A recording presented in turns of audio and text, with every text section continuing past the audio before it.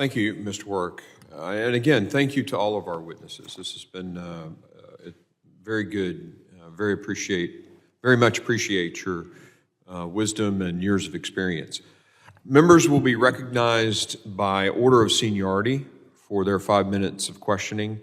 An additional round of questioning may be called for by all members once everybody has been recognized. I now recognize myself for 5 minutes of questioning. In 2013, Mansour Arbabster, an Iranian American with familial links to high-ranking members of the Quds Force, was sentenced to 25 years in federal court for conspiring to assassinate the Saudi Arabian ambassador to the United States.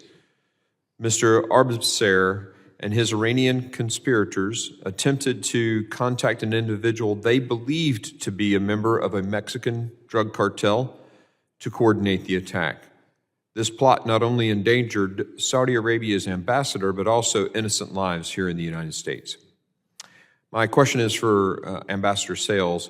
Our nation is experiencing a record number of illegal aliens attempting to cross our southwest border, including special interest aliens and known suspected terrorists. Do you believe the Iranian regime or its proxies could utilize their relationships with Mexican cartels to exploit the vulnerabilities at our southwest border to commit nefarious acts here in the homeland? Mr. Chairman, thanks for the question. I do share that concern. The Iranian regime is persistent. They have already tried on multiple occasions to exploit vulnerabilities at our southern border to carry out acts of terrorism. The assassination plot that you mentioned, the assassination plot against former National Security Advisor John Bolton, they are going to keep trying until we stop them. In the 1.7 million known gotaways, and these are the individuals that Customs and Border Patrol actually sees and can count, this isn't the unknown gotaways, but in those individuals, the known gotaways, the unknown gotaways, what guarantees do we have that Hamas hasn't already penetrated those? I don't think we have any guarantees, Mr. Chairman, and I think we have to assume the worst. We know that Iranian-linked terrorists have been found in the United States. I mentioned Hezbollah, 128 Hezbollah operatives arrested over the years by the FBI. Within that population of however many millions or hundreds of thousands of known gotaways, we should not assume that they are all perfectly clean. Take a minute, if you don't mind, and just can you explain the relationship between the Iranian regime and the drug cartels? I think one of the modus operandi that the regime is most closely associated with is hiding behind proxies. They hide behind terror proxies in the Middle East, such as Hezbollah, such as Iraqi militias that are currently launching attacks on Americans, as Mr. Greenway pointed out. But it's not just terror proxies. They also hide behind organized crime and get them to do their dirty work. As Ms. Alinejad pointed out, it was an Eastern European criminal syndicate that was involved in the attempted assassination of her.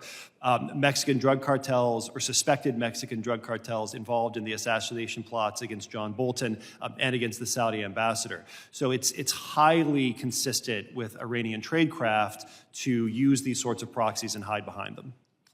Mr. Greenway, do you agree with the assessment of Ambassador Sales on the potential threat at the southwest border and that Iran could use that current open border to threaten Americans here at home?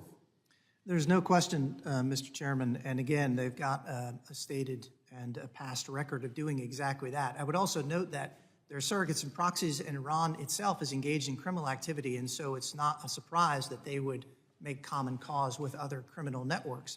And they have ample opportunity. The population of available agents that they could use in order to conduct operational activity has expanded dramatically. I agree with some comments that the ranking member made in his opening statement about current known intelligence threats.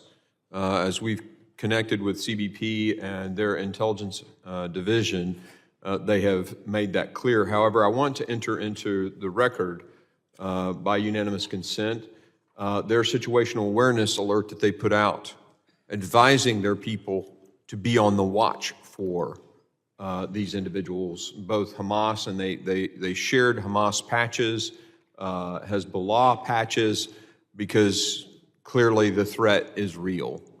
And I'd like, with unanimous consent, to enter this into the record. Hearing no objection, so ordered.